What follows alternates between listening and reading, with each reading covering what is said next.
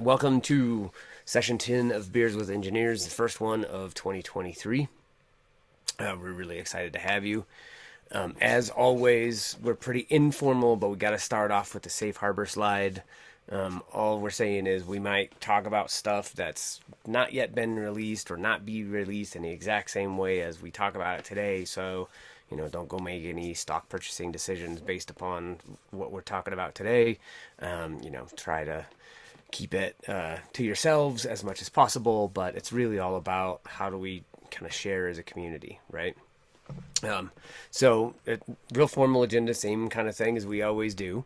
We're going to talk a little bit about why are we here, remind ourselves of the goals of Beers with Engineers, introduce ourselves to those of you who haven't met us before, and then we'll dive right into Cloud Native Operations 3.0, the official GA version. And then we'll get into some Q&A afterwards. So why are we here? For those of you who this might be your first time, welcome. The goal of this is to bring together ServiceNow customers, and actually we should expand this to also say employees and partners, because we get a lot of all of those folks. But it's really all about customers that are in a similar place, right, in their cloud native journey, so we can talk about how organizations are utilizing the ServiceNow platform to manage their cloud native technology portfolio. We like to get really nerdy on these calls and talk about nerdy stuff that's going to help solve specific business problems. So pretty exciting. So who we are, if you haven't met us, Mike Gallagher. I'm an advisory solution architect here on the IT operations management team in the commercial space. I have been in IT for a whole bunch of years.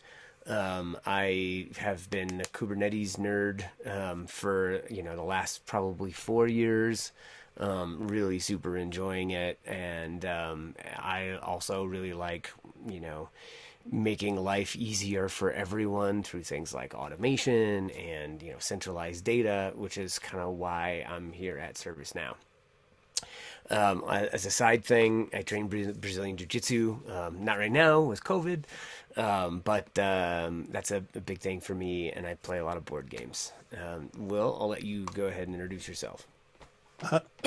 Are you partaking of a Nope. beverage today, Mike, given your delicate condition? I forgot to mention, as always, I'm going to drink a Sweet Baby Jesus, which is a chocolate peanut butter porter from Claw Brewing in Baltimore, Maryland.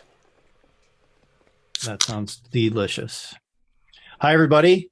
I'm Will Hallam. I'm an ITOM architect here at ServiceNow.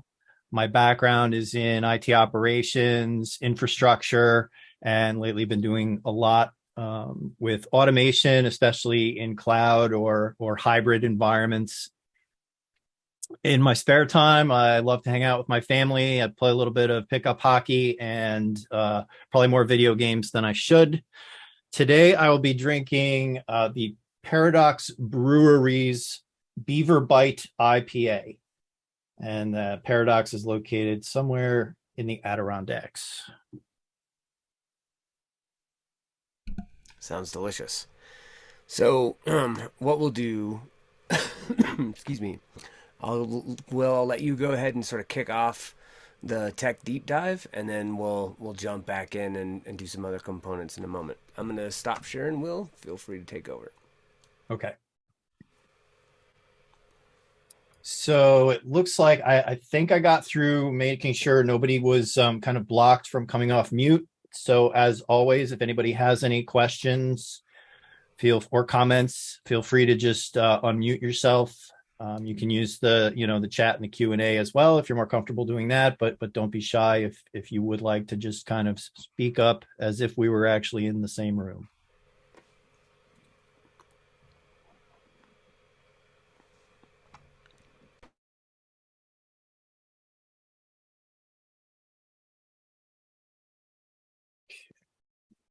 Show. All right. So cloud native operations.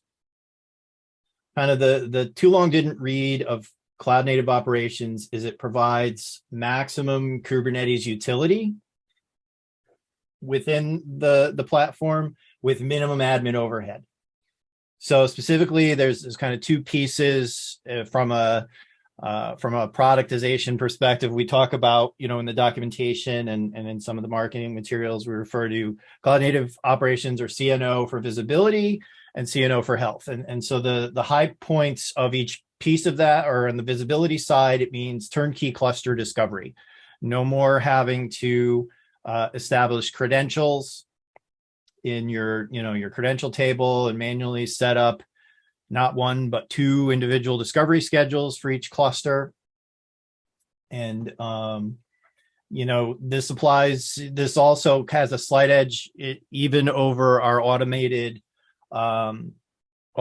cloud-based API-driven Kubernetes discovery, because it's got some more ability to react dynamically to changes within your cluster. And so that's kind of the second major bullet under visibility: event-driven CMDB updates. So that just means if you've got a cluster that's very elastic and it's killing pods and spinning up new pods with Cloud Native Operations, that information is reflected in your CMDB in near real time. On the health side, what CNO brings is that turnkey is kind of a repetitive theme, because this runs inside your Kubernetes cluster and pushes all the data out. You don't have to do any of that prior setup with bearer tokens or establishing mid-server roles if you're running in AWS. The setup is truly quite simple.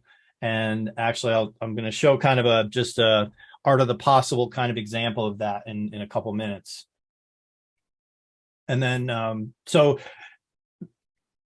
with that turnkey health component, what you get is an embedded agent client collector, which will then send various events that are occurring within your control plane right into the event management subsystem within ServiceNow. It also collects bunch of metrics, both at the cluster level, the pod and container level, and pushes those into your instance as well. From a support perspective, it'll run on vanilla Kubernetes if you roll your own, or EKS, GKE, AKS, and it does have hooks in it that recognize the particulars of OpenShift. So I mentioned that, it provides a much more streamlined flow to the setup of, making your platform aware of your Kubernetes clusters. And so as a way to kind of illustrate that, I've prepared an example that I'm going to kind of kick off here. Whoops, I didn't mean to stop sharing. I meant to minimize let me get my share back.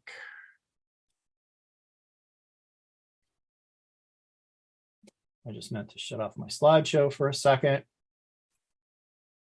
So what I'm going to do is just kind of show an example of infrastructure as code used to provision Kubernetes clusters and how I can integrate Cloud Native Operations into that. So when a cluster spins up, it automatically phones home into my instance, registers itself, and starts discovering and populating the CMDB completely hands-off. So the way I did that was I created a Git repository that just contains all the pieces that I need. And I'll kind of step through those in a little more detail after we're done with the slides. But the spin up process takes 15 or 20 minutes. So I just want to kind of kick that off so it can run in the background and we can have a true kind of live demo. So in order to do that, I'll open my just simple JSON file I created that in this imaginary scenario stores a list of my active clusters. And I will just say, well, I got a request to spin up a new cluster. So I'll just add that cluster name to my master list of clusters.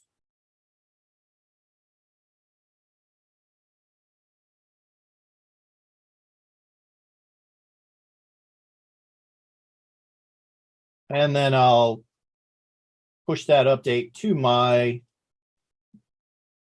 master repository, which in this case I stood up in AWS on their code commit repository.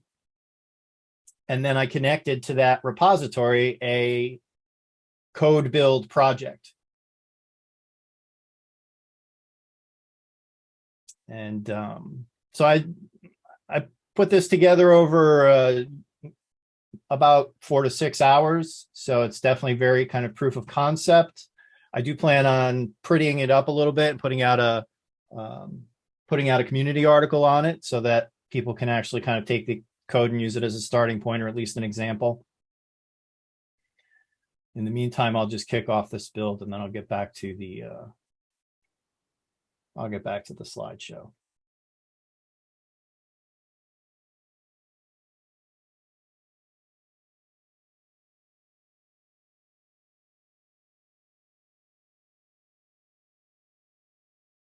Okay, so the main reasons why I would recommend using Cloud Native Ops.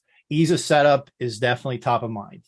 You know, I've gone through, prior to Cloud Native Ops coming out, I went through a lot of discovering a lot of Kubernetes clusters, and it was always, you know, enough moving parts that it did become a little bit tedious after the first 10 or 20 clusters, between configuring the bearer token and then creating one schedule using the Kubernetes pattern to discover the whole cluster, and then a second schedule to run every 5 minutes to pull the events in.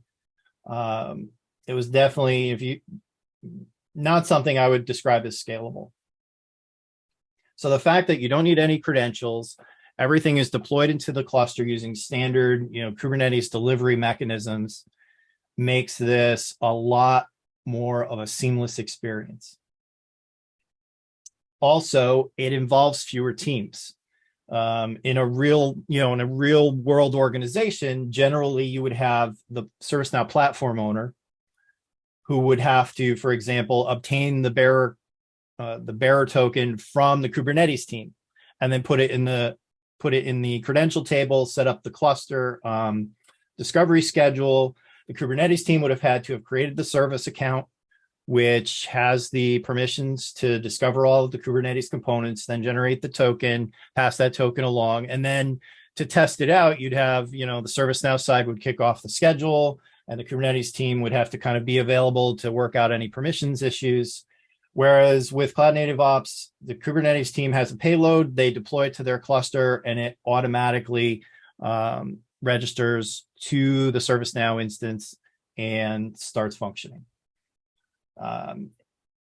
If there is a need for diagnosis, again, the Kubernetes team has access to those mid-server logs, those agent logs from within standard Kubernetes interfaces that they can use to at least, start the debugging process for figuring out what might be going on that's preventing it from working.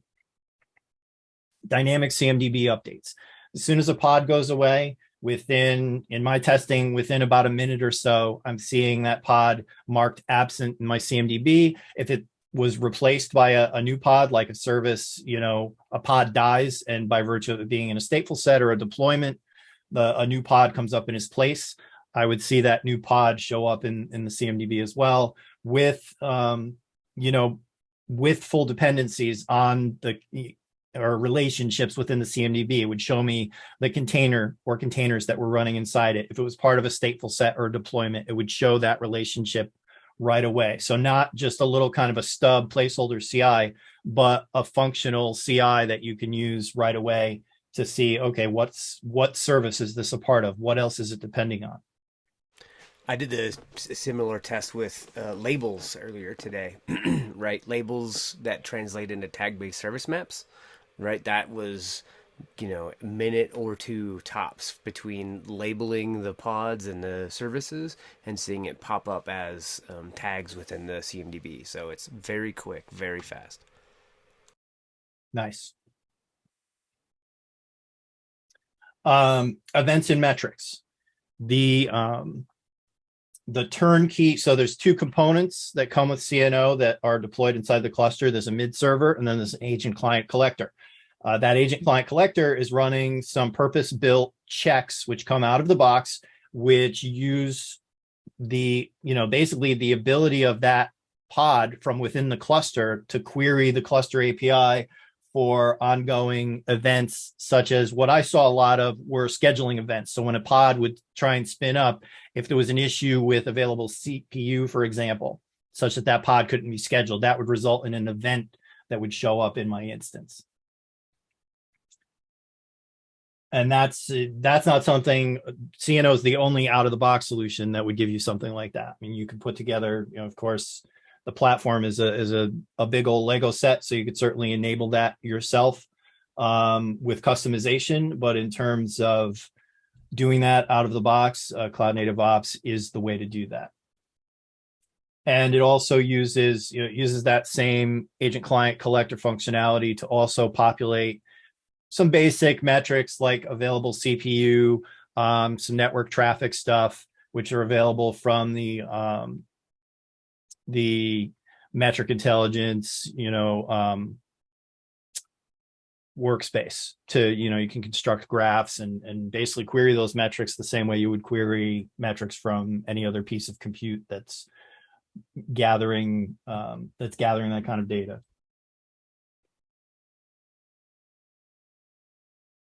Here's an overview of the way Cloud Native Ops is put together. The Cloud Native Ops components are collected in a stateful set. There's some kind of supporting pieces that get put out there in the form of a service account and a token that service that corresponds with that service account, which is then mounted as a volume, within the Cloud Native Ops pod. So the current model just deploys a stateful set with one pod, two containers that runs on one node. If anybody tried out the pre-release of Cloud Native Ops, that had kind of played with getting a little deeper into the cluster by virtue of running an agent client collector as a daemon set across, which meant you had a copy of agent client collector running on every single node. And then it was running in an elevated privilege mode, so it could use TCP dump to pull down at live network connectivity. There was feedback that was a little too permissive for a lot of enterprise container security guidelines. So that was kind of set aside for this GA version. There's still investigation going into how we could kind of still provide some level of that kind of deep network connectivity information. So more to come on that. In the meantime, in addition to what gets deployed, we do support within Cloud Native Ops the same recognition if an Istio service mesh is in place that will allow the standard Kubernetes pattern via the Istio extension to connect relationships between individual Kubernetes services. And the way that shows up is a connects to connected to by relationship between the two Kubernetes services that are talking to each other over that service mesh. So we do still have that available within Cloud Native Ops. Mike, I think you looked at kind of the Istio project, and it didn't look like it was hugely adopted. So it's unclear as to how many shops actually make use of that today, but the support for it is there. Yeah, and I expect to see that increase as more folks, continue down this Kubernetes journey. Service meshes have a lot of value to offer. So I think it's good for us to start with that support now. As that continues to grow, I think it's going to be a more valuable thing for us.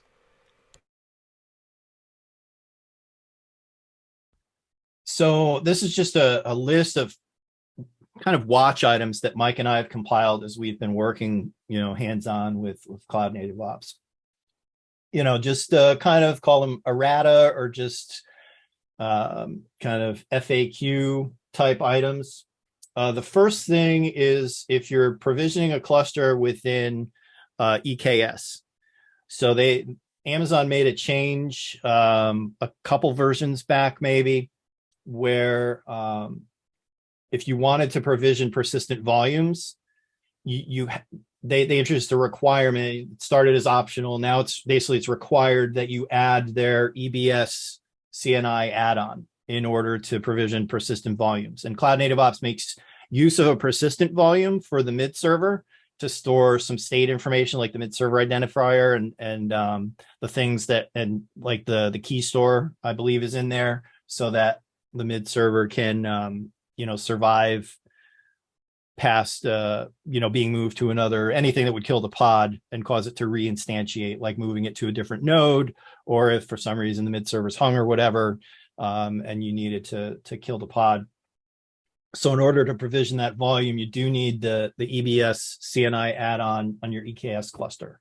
And that's got its own, I include some links later on in this deck with the docs from AWS on how to set that up, because it does require an additional role be provisioned to the cluster so that it's got the permissions to request those EBS volumes when they're needed. And so there's an extent. Just a really quick thing to point out, like if you run into this, the way that it like shows itself is that the CNO pods just show pending like forever. They'll never actually finish provisioning because it can't provision the backend persistent volume that is necessary for the pods to actually spin up. So it just sits there waiting and waiting and waiting for that persistent volume to show up for it to finish bringing up the containers, and it'll just sit in pending forever. So I actually ran into this problem.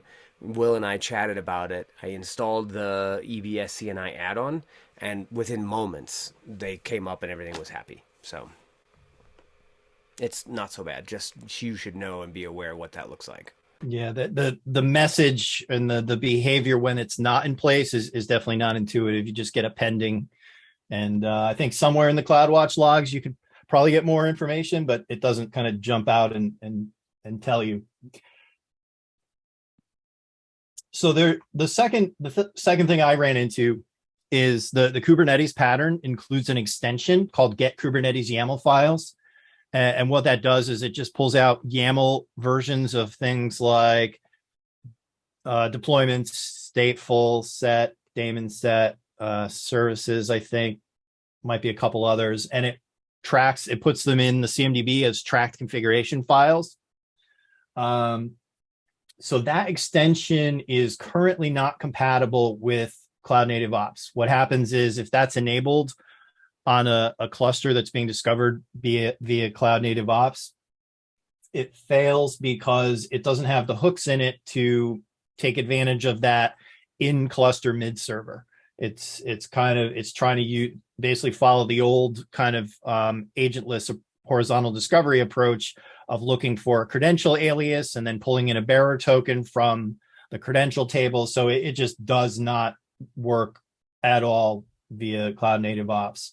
I do have a case open on this just to get some clarity around it. It does sound like at large scale, this extension as currently written is problematic because it pulls on a large scale, it pulls loads and loads of YAML, and that was proving problematic for customers with large clusters. So it's unclear whether that extension will continue in its current form or need to get refactored in order to better deal with the growing scale that people are running these clusters at.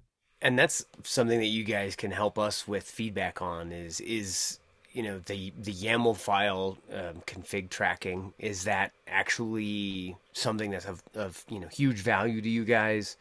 Is that important to you?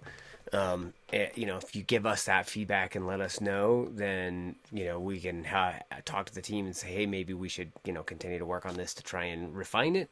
Or if nobody really cares, then okay, we'll just let that piece of functionality go and go focus on something that's more important for everybody. So let us know, please.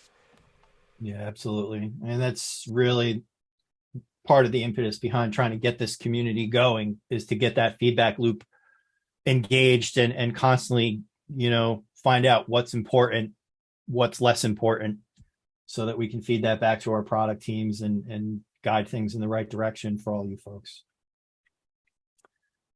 Mixed mode discovery. And so by that, I mean a mixture of clusters that are being discovered via the old method with, credentials in the credential table and running a standard horizontal pattern driven discovery.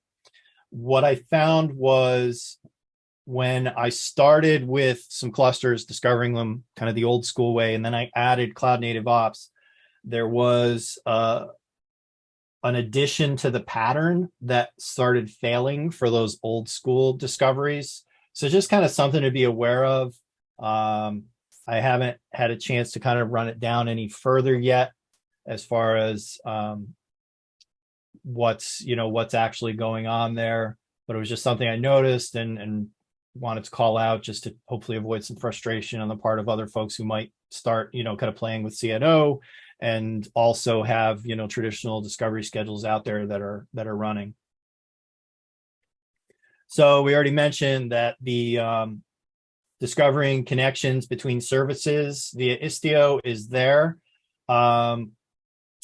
It's by not officially supported. What I mean is by default, when you set up a cluster with Cloud Native Ops, it does not enable that functionality. In order for that functionality to work, you've got to have Istio. You've also got to have Prometheus in place, pulling the Istio connection data into it. And you have to populate the Prometheus URL as within the Kubernetes discovery schedule. And Cloud Native Ops doesn't do that by default.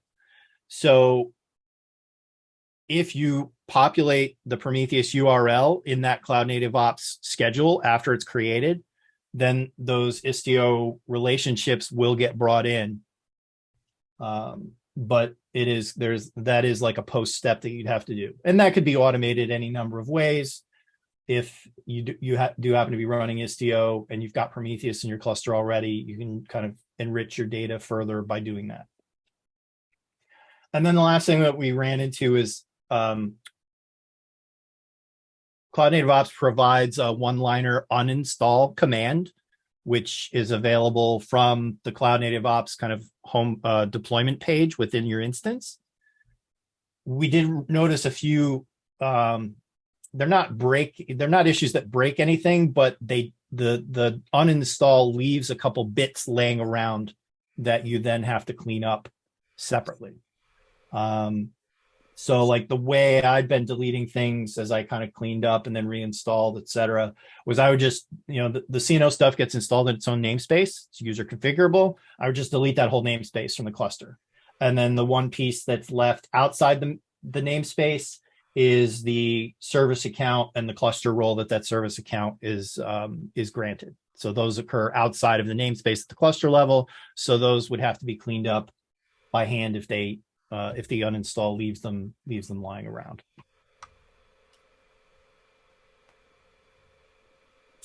Okay, so I have one slide left, but that's just talking about a change we noticed with Kubernetes 1.24. So in the interest of continuity, Mike, you want to kind of do some of your hands-on CNO stuff now? Yeah, let's go take a look at it. So let me make sure I share the right desktop here. Okay. So let me show you guys. Oh, I'm getting ahead of myself there. Let me show you guys. So this is the Kubernetes dashboard that gets populated. I'm going to make all of that a little bit bigger just because big screen. Okay. So first things first, though, when you install a net new service for Cloud Native Operations, it actually adds this new section here called Cloud Native Operations into your filter navigator. And generally the first thing you're going to do is you're going to go and hit this deploy to cluster link, right? So if you haven't already created an API key for your mid servers to enable the ACC agents connect up to your mid servers, then it'll say, hey, we can't do that because you need to go create an API key. And it gives you a link here to go and do that creation and then come back here. It's actually quite nice. So since I already have one, I could pick which one I'm going to use for this deployment. and I only have one in this particular instance, so I've got that configured. And then here are all the nice kind of one-liners, right? There's the, this more standard Kubernetes. This works on all of the managed Kubernetes clusters as well as a vanilla K8s cluster. And then there's the OpenShift cluster deployment lines. To be blunt, I haven't tested OpenShift because I don't run one, but the deployment is actually really pretty straightforward. You go to a terminal that has kubectl access into the cluster in which you're going to deploy CNO. You paste it there, and what that does is that says, hey, here's the API key. Don't worry, I know I'm showing all this. This API key is going to exist for all about 5 minutes after this call ends. So don't feel like you're going to go hack all my ACC agents in a minute. But what this does is this actually pulls down the deployment script, which it then runs the deployment script based on your inputs, and it goes out. It asks you, hey, what instance do you want? It already knows what instance it came from based on the curl, so it says by default you can use this instance or you can change it to another one. I am, in this case, I'm being lazy and I'm just using the admin user in order to do the install, but you can certainly make a specific user specifically for doing this deployment if you would like. For some reason it's having an issue copying my password. But once you enter the username and password, let me see if this will work here correctly.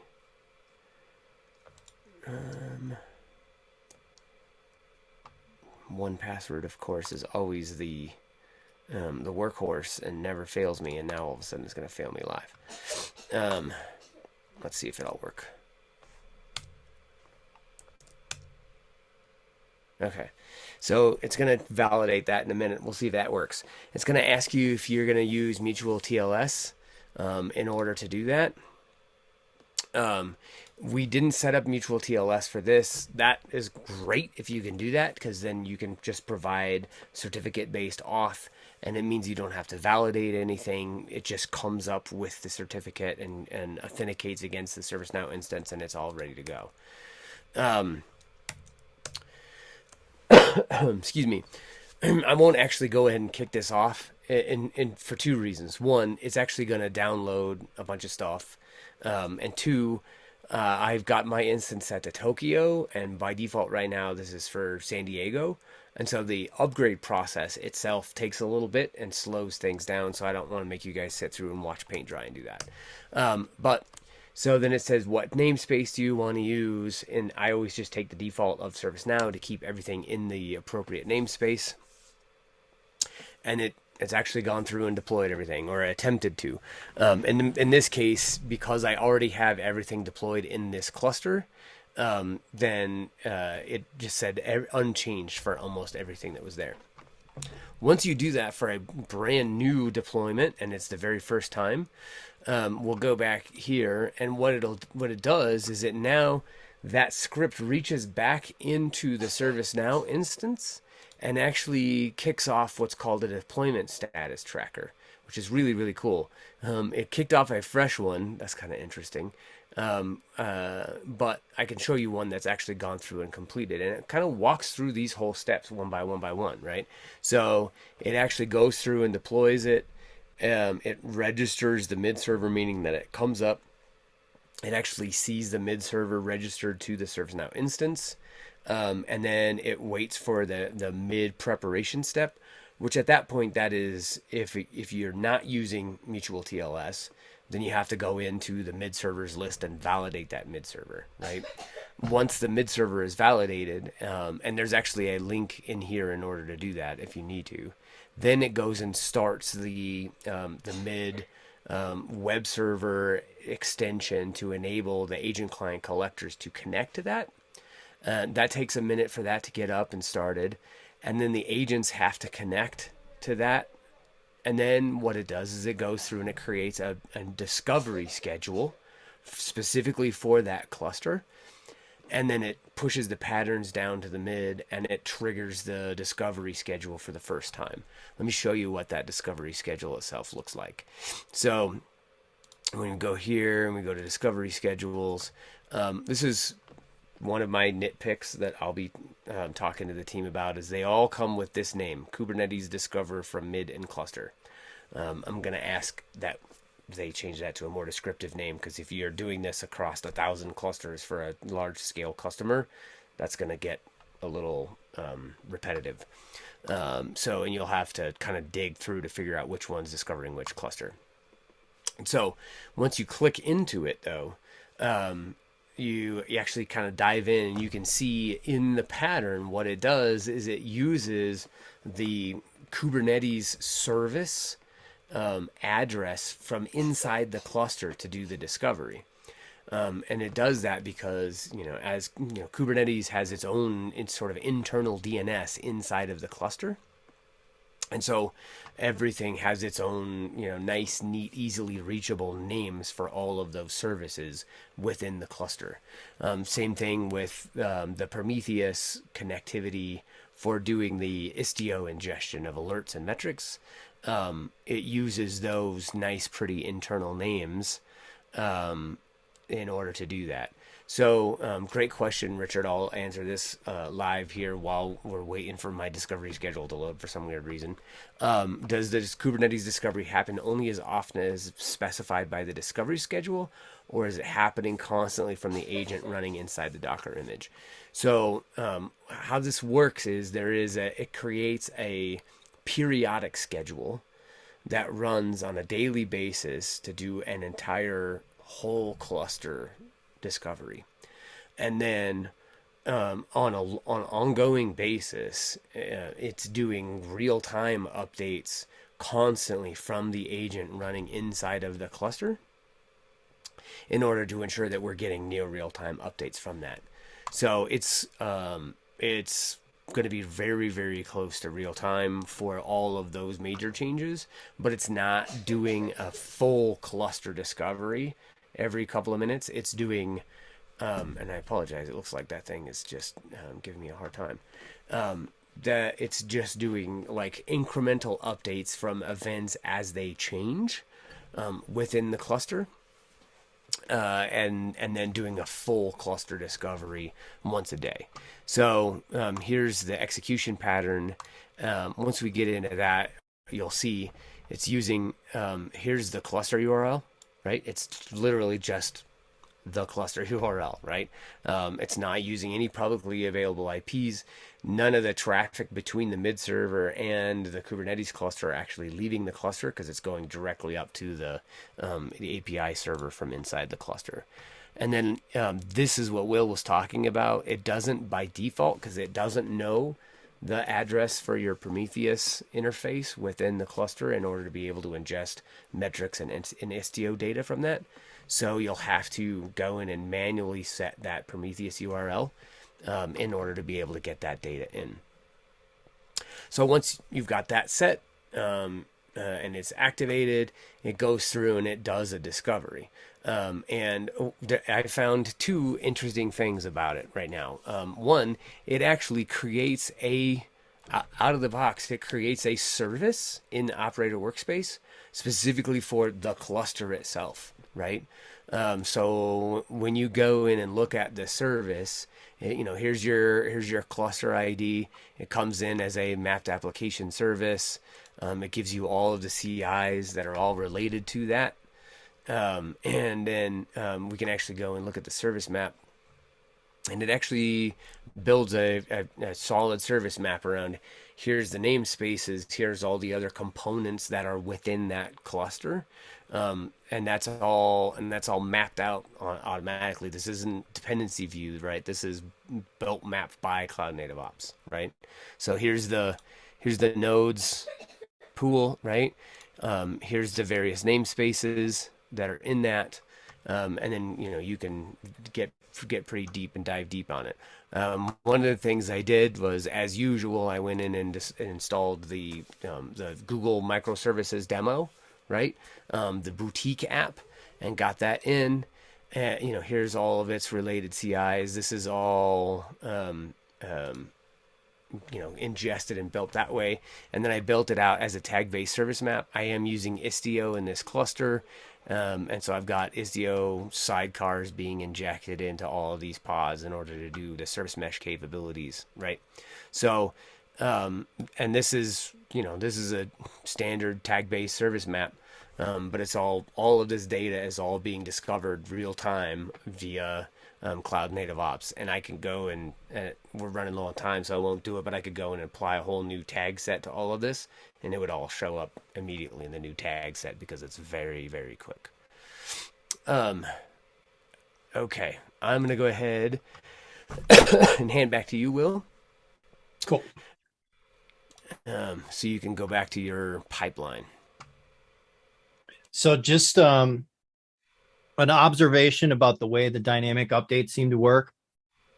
There's it's all done via an ACC check. Mm-hmm. So the agent client collector that's running inside your cluster is running a specific check in the form of a script, which is gathering.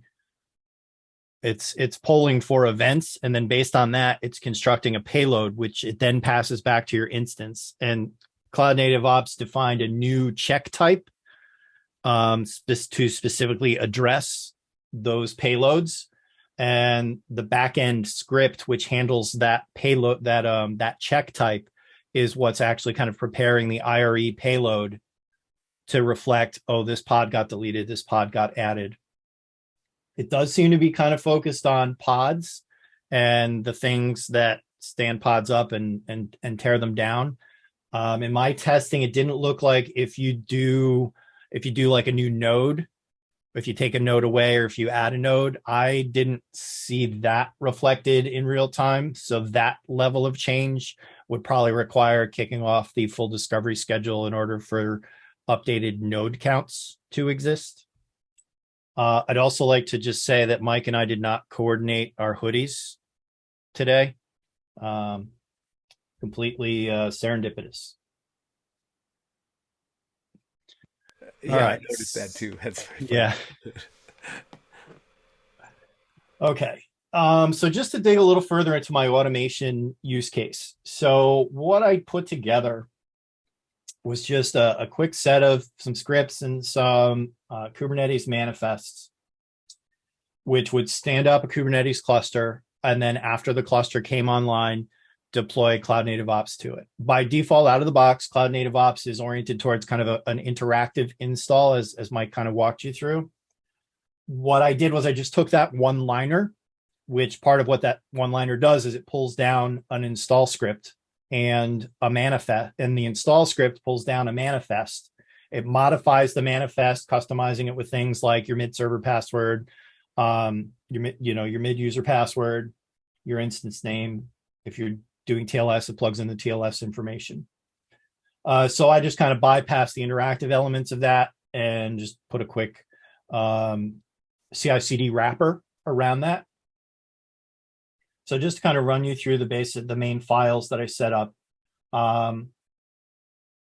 This file here just was required by EKS to make sure that I had access to my cluster after I spun it up.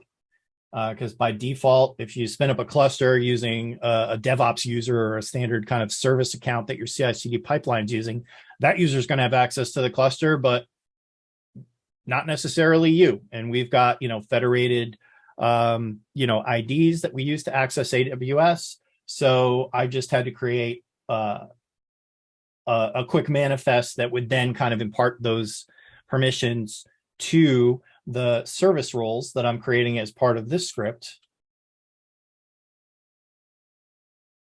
which is actually what uses EKS Cuddle. In my case, since I'm working, this example is all in EKS, but the same principles apply regardless of what cloud provider you're using. The specifics will vary, but it's all perfectly feasible within any of the standard cloud providers. So this is just a quick wrapper that I created to use EKS Cuddle to create a cluster, to apply some standard logging, to apply our standard IP whitelist,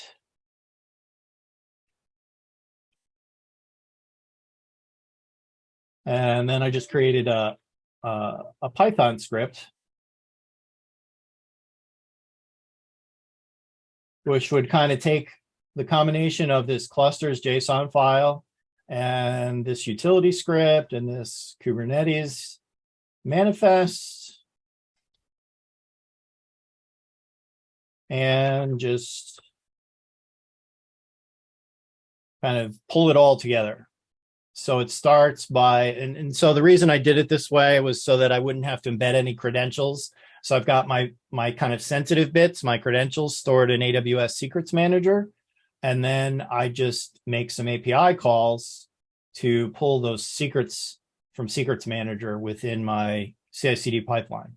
And then I populate those into environment variables, which is all fine because all this is running inside an ephemeral container. There's no server that somebody can break into and, pull environment variables, etc. And then, like I said, don't feel like you have to capture this real time or anything like that. And I'm gonna kind of make this a little more generic, and then I'll publish it as a community article, and the link to that article will be included in our follow-up email for the session. But just kind of continuing the overview is I just have this script run a few external commands. I have it stand up the cluster using that EKS cluster script, passing in the name for the new cluster. And then I do kind of the rest of the stuff that I found through trial and error that needed to be done to provide me the access to get into my cluster once it's there, which you don't get by default in the interest of least privilege. This has some code to make the EBS stuff work. Add the EBS add-on.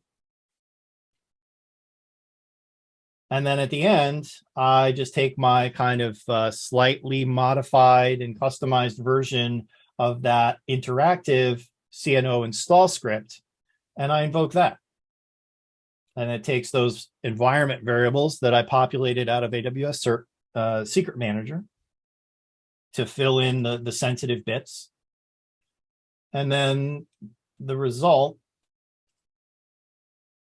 for my reading pleasure, I can kind of scroll down through the full build process. So if I had an issue, I would see, I could see any errors. I'm not sure why it puts all those blank lines in there, but there you go, the mystery of AWS. And so long story short, I end up with a new cluster, which is provisioned via a handful of CloudFormation stacks, one for the cluster control plane, one for the node group here, and then a couple add-on roles, one for the EBS role and one standard role for the AWS node itself, so it could communicate back to AWS. And then what that looks like on my ServiceNow instance is, again, as Mike mentioned, we didn't go through the mutual TLS setup in either of our cases because that's a little rigorous, especially when you don't have access to an official certificate authority. So you do get that one kind of manual step. If you don't use mutual TLS, you do have to do the click to validate the mid server. But so now the process will continue, and I'll end up with a Kubernetes cluster that my instance now has full visibility into and is aware of without the ServiceNow platform admin having to have done anything if you're set up for mutual TLS. If you're not, again, they do have to do the one click to validate the mid server. But for any kind of enterprise with standard PKI and CA setup, the mutual TLS stuff is not bad and imminently automatable, if that's a word. Yeah. And honestly, if you're okay with all your mid servers signing in as the same mid server user, you can generate one certificate, assign it to that user, and then have that in a secret store like an AWS Secrets or something like that, that the containers can then pull from and have access to that one certificate. So it's definitely got automation capabilities available. One other thing that's just worth kind of touching on is this is an example dependency map that shows the results of when you do have if you are using an Istio service mesh, the fact that you can then see the dependencies between different services. So I'll just kind of pull this out so it's a little more visible. So, for example, we've got the checkout service within my example app, and you've got all of these connected by links back to the different microservices which make up my application, which is really useful, from a change management perspective, from an incident perspective, to kind of pull together a really accurate picture of impact for either of those two kind of scenarios. And then, let's see, I think that was about it. Mike, did you have any other CNO things before I go into just a little note about Kubernetes 1.24? Nah, we should cover 1.24. Okay.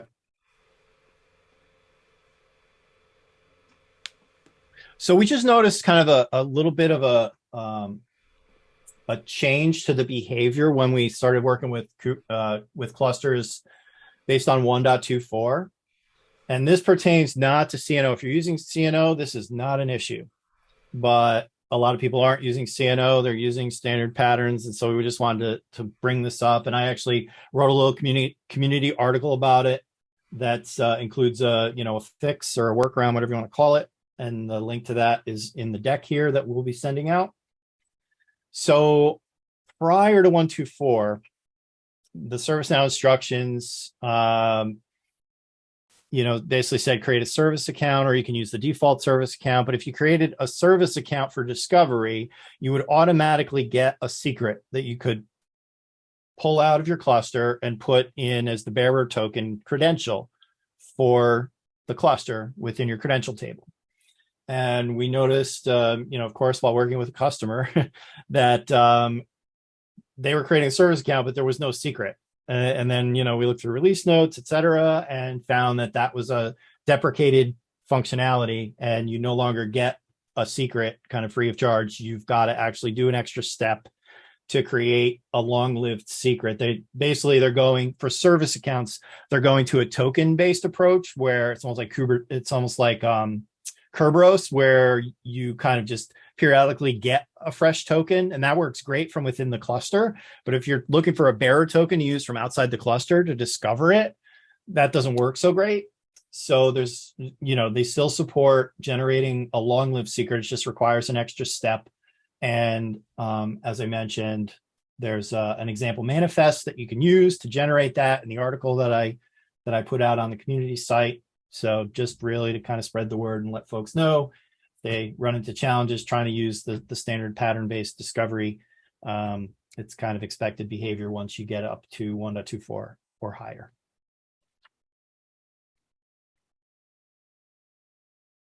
Okay. So we're going to go into Q&A just to kind of call out. I did add some links pertaining to stuff that I had talked about. And our next session is going to be on the 23rd of February. Topic is still TBD. As always, we welcome topic suggestions from our attendees. So feel free to reach out via email or, whatever channel works best for you to suggest future topics. Also, just a quick plug, we are still working to try and get a live Beers with Engineers session going for Knowledge 23 in May. More to come on that as we hopefully make forward progress. We definitely want to drink beers with you guys in person. And provide beers Yes. and other beverages of your choice. So that's definitely part of what we're working on with regard to the live session.